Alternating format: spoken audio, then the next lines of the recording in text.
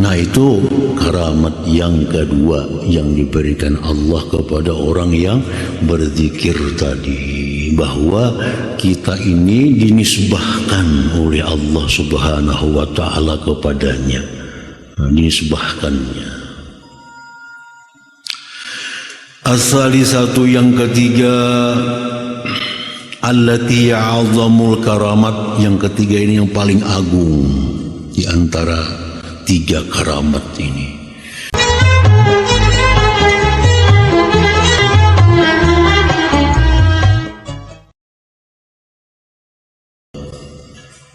Minal hikamil ataiyah, dari kitab Al-Hikam. Qala al-Imam Ahmad ibnu Athaillah Sakandari rahimahullah, nafa'ana bi'ulumi wa asrari. Akramaka bikaramatin salas, ja'alaka zakiran lah, walaula fadluhu lam takun ahlan li jiryani dzikrihi alaik, wa ja'alaka mazkuran bih idh haqqaqa nisbatahu ladaik, wa ja'alaka mazkuran 'indah fatatimmu ni'matuhu 'alaik. Artinya, Allah Subhanahu wa taala memuliakan engkau dengan kemuliaan yang tiga. Yang dimaksud dengan engkau adalah engkau yang berzikir. Allah memuliakan engkau yang berzikir dengan tiga kemuliaan. Ja'alaka zakiranlah, Allah jadikan engkau berzikir baginya. Jikalau tidak ada anugerah Allah, tidak adalah engkau bisa untuk berlakunya zikir atas engkau. Dan Allah jadikan engkau disebut dengannya ketika Allah nyatakan nisbah zikrullah itu kepada engkau. Dan Allah jadikan engkau disebut-sebut di sisi Allah, maka sempurnalah nikmatnya Allah atas engkau. Itulah terjemah dari hikmah yang ke-258 ini. Para muhibbin rahimakumullah, akramallahu ta'ala az-zakirin waz-zakirat bikaramatin salas. Memuliakan Allah Ta'ala akan orang-orang yang berzikir, baik laki-laki maupun perempuan, dengan kemuliaan yang tiga.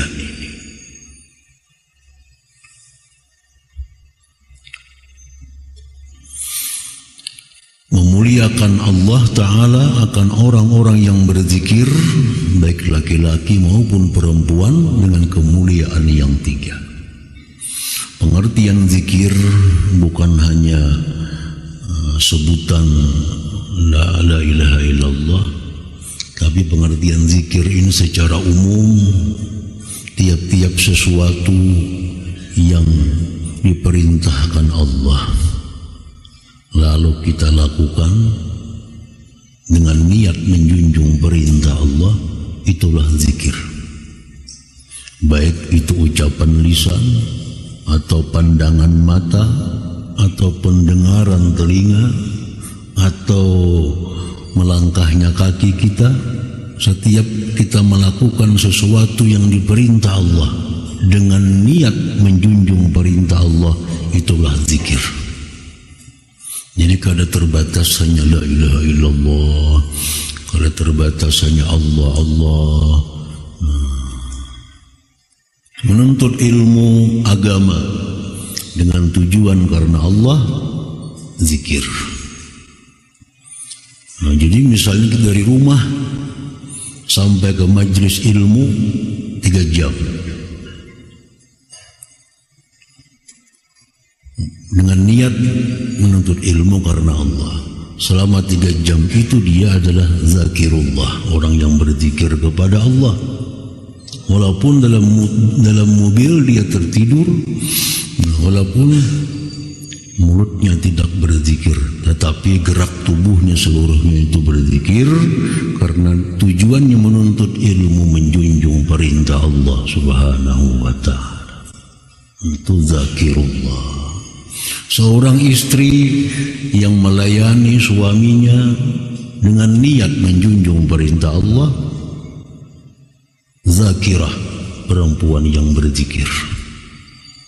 Mengolahkan banyu lakinya, mengautakan nasi, menapasakan baju, itu menjunjung perintah si laki ini. Karena disuruh Allah, maka itu sekian jam dia beraktivitas, berarti zakirah, perempuan itu berzikir kepada Allah. Asa ada niatnya, asa ada niat. Karena sesuatu itu tergantung kepada niatnya.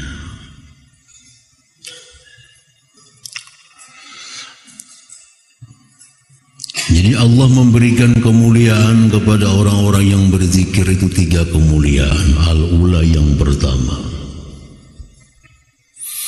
ja'alahumullahu ta'ala mahallan li dzikrih wa ahhala qulubahum gatawajjaha ilaih summa azaqahum lazzata dzikrih. Wa aina dzalik laula fadluhu wa karamuhu ta'ala wa a'zim biha min karamah. Yang pertama, Allah menjadikan mereka itu orang yang berzikir tempat untuk zikir.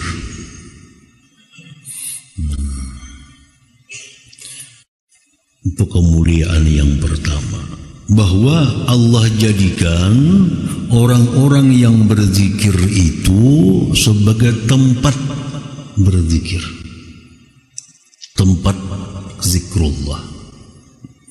Tubuh manusia yang berzikir itu dijadikan Allah sebagai tempat zikir, tempat zikir.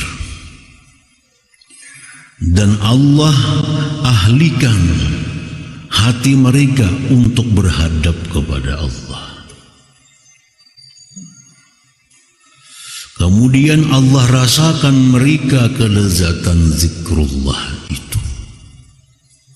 Dari mana yang demikian itu jikalau tidak ada anugerah dan kemurahan Allah Subhanahu wa ta'ala. Dan alangkah besarnya kemuliaan yang diberikan Allah itu. Para muhibbin rahimakumullah, kita berzikir berarti kita dapat hidayah dan taufiknya. Makanya kita bisa berzikir. Kalau tidak ada hidayah Allah, tidak ada taufik dari Allah, kita kada akan bisa berzikir. Kada akan bisa berzikir. Walaupun di samping kita, di depan kita orang berzikir, tapi kita kada punya hidayah, kada dapat taufik dari Allah, kita kada akan bisa berzikir itu. Jadi zikir ini sangat tergantung dengan hidayah dan taufik Allah. Dan hidayah itu mutlak milik Allah Subhanahu wa ta'ala. Hidayah itu tidak Allah berikan berdasarkan pertemanan, tidak berdasarkan hubungan suami istri, tidak Allah berikan dengan sebab keturunan. Mutlak hidayah itu sekehendak Allah kemanapun dia hendak memberinya. Ada yang anak suka menuntut ilmu, suka ibadah, anaknya diberi Allah hidayah. Orang tuanya kada bisa turun mengaji, sembahyang kadang-kadang, anaknya pula rajin. Ini perkara hidayah. Ada yang bini rajin beribadah, yang bini ketujuh ke pengajian, yang laki ketujuh ke gardu. Malam metatai guring, makan baimbai. Ini hidayah. Sebaliknya lah itu. Dalam Al-Quran Allah Subhanahu wa ta'ala menjelaskan, daraballahu mathalan lilladzina kafaru imra'ata Nuhi wa imra'ata Lut kanata tahta 'abdaini min 'ibadina salihaini fakhanatahuma falam yughniya anhuma minallahi syai'an. Allah mencontohkan orang-orang kafir, istri Nabi Nuh, istri Nabi Lut, kanata tahta abdaini min ibadina salihaini. Itu istri-istri tadi di bawah seorang laki-laki yang salih, yang taat kepada Allah. Khianat keduanya kepada suaminya, falam yughniya anhuma minallahi syai'a, yang suami sedikit pun tidak berdaya. Sadangnya Nabi Nuh menasihati nang bini ini, tetap bini Nabi Nuh itu kafir. Nabi Lut pun demikian. Sudah macam-macam nasihat diberikan Nabi Lut kepada bini Sidin, tetap bini Sidin kafir. Falam yughniya anhuma minallahi syai'a. Ada berdaya. Nabi Nuh punya anak Kan'an. Bagaimana Nabi memberikan nasihat? Tapi hidayah ini milik Allah. Jadi kalau orang itu bisa berzikir, ini orang yang dikasihi oleh Allah, orang yang dicintai oleh Allah. Andai kata Allah kada sayang dengan orang ini, Allah kada beri hidayah dia untuk bisa berzikir kepadanya itu. Para muhibbin rahimakumullah. Perkara harta, perkara kedudukan, innallaha yu'ti man ahab wa man la yuhib. Harta, kedudukan itu Allah berikan kepada orang yang dia cinta dan orang yang tidak dia cinta. Jadi kalau kita dapat harta, kada seberuntung dapat hidayah. Kenapa sebabnya? Karena harta ini Allah berikan cuma-cuma. Orang kafir dapat, orang fasik dapat, orang zalim dapat, orang taat dapat, orang ahli ibadat dapat. Tapi kalau hidayah, la yuhibbu la yu'tiha illa man ahab. Allah tidak memberikan hidayah itu kecuali kepada orang yang dia cintai. Jadi mestinya kita lebih merasa beruntung dapat hidayah daripada mendapat sesuatu duniawi ini. Nah, mestinya demikian.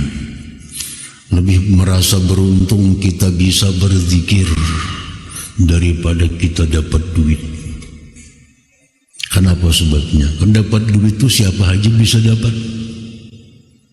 Pembunuh bisa dapat duit, penzina dapat duit, pemabuk dapat. Tapi kalau berzikir, orang-orangnya yang diberi Allah Ta'ala.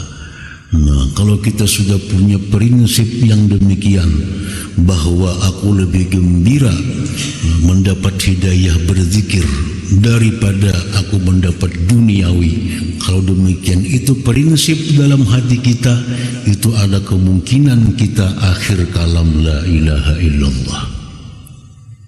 Selama kita masih mengagungkan dunia, kita masih merasa beruntung dapat duit 1 juta daripada berzikir, orang ini berat. Akhir kalamnya zikrullah. Akhir kalamnya akan selalu duniawi. Karena semasa hidupnya orang ini merasa keberuntungannya itu mendapat duniawi. Nah, kita dapat duit 1 juta, 10 juta, asa untung.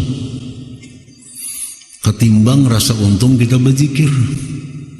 Nah, kalau ini dalam hati kita sampai mati, ini membahayakan iman kita. Mestinya kita lebih untung berzikir, lebih untung dapat hidayah zikir daripada dapat duit itu. Nah, ini yang bisa diharapkan akhir kalam husnul khatimah itu. Orang yang memang sejak mulanya sudah merasa beruntung dengan hidayah Allah Subhanahu wa ta'ala. Nah, jadi karamat yang pertama itu diberikan Allah kepada orang berzikir, bahwa tubuhnya itu dijadikan tempat zikir oleh Allah. Hatinya dirasakan lezatnya zikir. Di mana yang demikian itu bisa jikalau tidak ada anugerah Allah. Dan alangkah besarnya ini kemuliaan yang diberikan Allah Subhanahu wa ta'ala. Istilah para ulama, para aulia, tidak ada keberuntungan apapun kalau kita kehilangan Allah.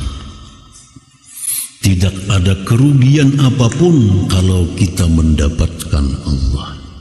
Nah, itu artinya tidak ada keuntungan apapun kalau kita kehilangan Allah. Dapat duit 10 juta, 100 juta, tapi kehilangan zikir, kada ada untungnya.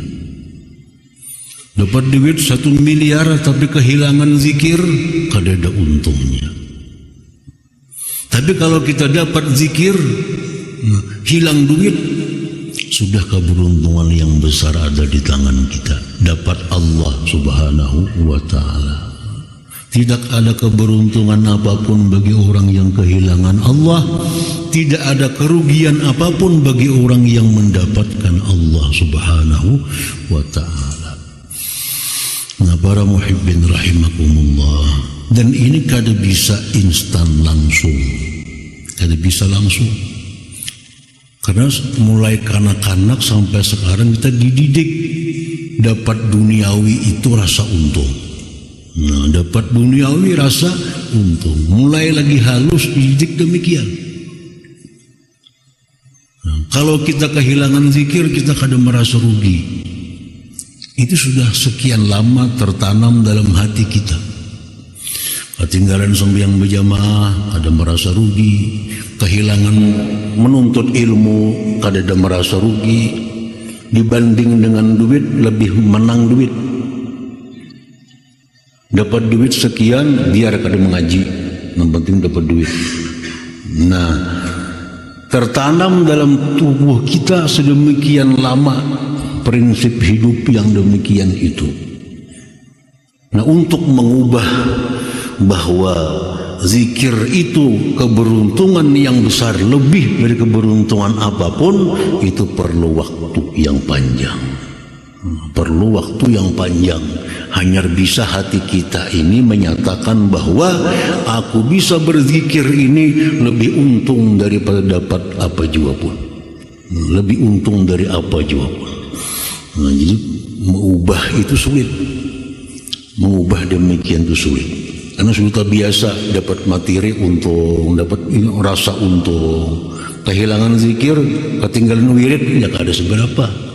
Kalau ada merasa rugi, walaupun ada rugi, sedikit saja ruginya. Nah, jadi ini yang menyebabkan kita malas untuk zikrullah itu. Karena kadang merasa itu keberuntungan. Jadi keberuntungan yang pertama, karamat yang pertama diberikan Allah kepada orang yang berzikir itu, Allah jadikan tubuhnya tempat berzikir. Allah jadikan hatinya menghadap kepada Allah. Allah rasakan dia lezatnya zikir. Nah, satu itu. As-saniyatu yang kedua, karamat yang kedua, ja'alahumullah ta'ala mazkurin bihi ta'ala. Orang yang berzikir itu Allah jadikan mereka itu disebut, begitu disebut Allah. Jadi orang yang berzikir itu disebut zakirullah, orang yang berzikir kepada Allah. Jadi namanya itu disandingkan dengan nama Allah. Macam Rasul, Rasulullah. Rasul ini biasa aja, utusan artinya, bisa utusan raja, bisa utusan siapa. Begitu disandingkan dengan Allah, Rasulullah menjadi manusia paling agung, menjadi paling agung. Jakanya Rasul titik umum, utusan siapakah? Tapi karena disandarkan dengan Allah, lalu menjadi luar biasa. Nah, orang yang berzikir disandarkan kepada Allah, zakirullah. Zakir, orang yang mengingat, itu umum. Ingat apakah? Ada harganya. Ingat itu, ingat ini. Begitu disandingkan dengan Allah, zakirullah, orang yang mengingat Allah, menjadi satu kemuliaan bagi orang tersebut karena namanya disandingkan dengan Allah, zakirullah.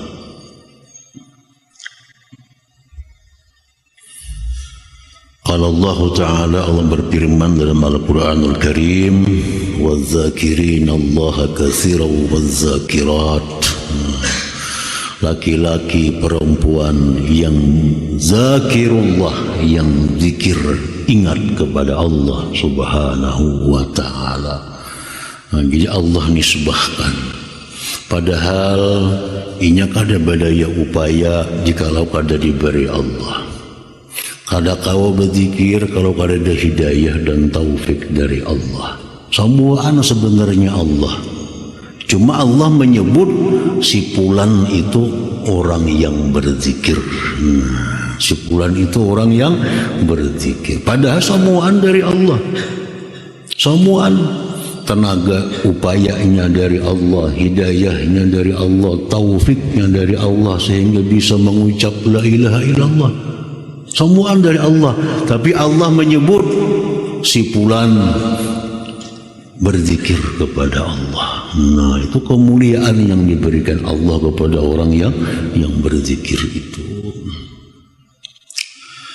Dalam hadis kudusi Allah berfirman, ana ma'a abdi iza huwa zakarani. Ujar Tuhan, aku bersama hambaku apabila dia berzikir kepadaku. Orang yang berzikir kepada Allah itu kada akan terpisah daripada kalimat zakirullah. Zakirullah, kada terpisah. Jadi orang yang berzikir itu, ya Tuhan, dia bersama denganku, bersama-sama denganku. Nah, itu karamat yang kedua yang diberikan Allah kepada orang yang berzikir tadi, bahwa kita ini dinisbahkan oleh Allah Subhanahu wa Ta'ala kepadanya. Dinisbahkannya. As-salisatu, yang ketiga, allati ya'azamul karamat, yang ketiga ini yang paling agung di antara tiga karamat ini. Ja'alahum mazkurin indallahi ta'ala fil mala'il a'la minal malaikatil muqarrabin. Allah jadikan orang-orang yang berzikir baik laki-laki maupun perempuan itu namanya disebut-sebut Allah di tengah-tengah kelompok malaikat yang dekat kepada Allah Subhanahu wa Ta'ala. Nama orang yang berzikir itu jadi perbincangan di kalangan malaikat. Nah, jadi pamandiran di kalangan malaikat, dibicarakan. Nah, membicarakan ini bukan sembarang. Allah Subhanahu wa Ta'ala memberitahu kepada malaikat-malaikat, pulan lihat itu berzikir. Hambaku si pulan bin pulan dia berzikir. Disampaikan oleh Allah Subhanahu wa Ta'ala. Nah, ini kemuliaan yang paling agung, bahwa nama kita itu disebut oleh Allah Subhanahu wa Ta'ala. Itu yang paling agung. Kalau kita menyebut nama Allah biasa aja, dari seorang hamba yang banyak dosa, banyak salah, menyebut Allah biasa. Tapi kalau Allah yang maha segalanya menyebut kita yang hina, ini itu luar biasa. Luar biasa. Dalam Al-Quran disebutkan wala dzikrullahi akbar. Sungguh menyebutnya Allah akan hamba itu sangat besar daripada ibadah apapun yang kita lakukan. Ngaran kita disambat oleh Tuhan di tengah-tengah malaikat tuh, Tuhan malaikat lihat tuh, bulan bin bulannya berzikir kepadaku, bulan bin bulannya berselawat kepadaku, bulan bin bulan dia menuntut ilmu, bulan bin bulan dia bertasbih kepadaku, disebut-sebut oleh Allah di kalangan para malaikat. Nah, ini karamat yang paling besar di antara 3 karamat itu.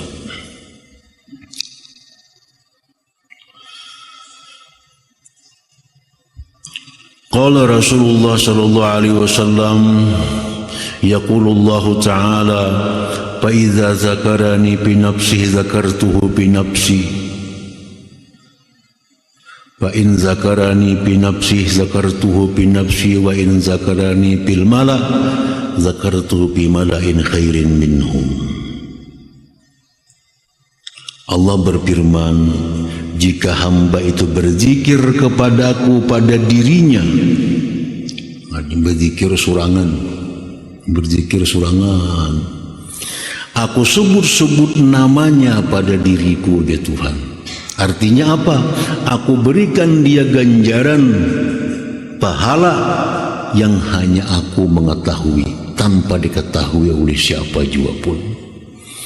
Tapi bila dia berzikir berjamaah, dia berzikir menyebut namaku berjamaah bermajlis, aku pun sebut namanya di majlis yang lebih baik daripada majlis mereka. Allah sebut nama kita, Allah sebut balasan yang akan diberikan kepada kita di tengah-tengah malaikat itu. Nah, para muhibbin rahimakumullah, jadi 3 ini. Ini 3. Bila kita berzikir kepada Allah, kita diberi Allah 3 kemuliaan tadi. Wabil hadis tersebut dalam hadis, lamma nazalat suratul bayyinah ala Rasulillah sallallahu alaihi wasallam, qala Jibril alaihi salam li Rasulillah sallallahu alaihi wasallam, inna rabbaka ya'muruk an tuqri'aha Ubayya. Faqala sallallahu alaihi wasallam li Ubay, inna Jibril alaihi salam amarani an uqri'aka hadhihi surah. Faqala Ubay, awa dzukirtu samma ya Rasulullah? Qala na'am. Fabaka Ubay. Manakala turun surat Al-Bayyinah, lam yakunil ladzina kafaru, turun ayat surah itu kepada Rasulullah SAW, Jibril berkata kepada Rasulullah, ujar Jibril, wahai Rasulullah, ini surah turun kepada engkau. Allah menyuruh engkau bahwa surah ini engkau bacakan kepada Ubay bin Ka'ab. Nah, ini surah ini Allah menyuruh, wahai Rasul, bacakan surah ini kepada Ubay bin Ka'ab, salah seorang sahabat terkemuka. Nabi panggil Ubay. Nabi ceritakan kepada Ubay, wahai Ubay bin Ka'ab, Jibril datang kepadaku, menyuruh aku menyampaikan pesan Tuhan.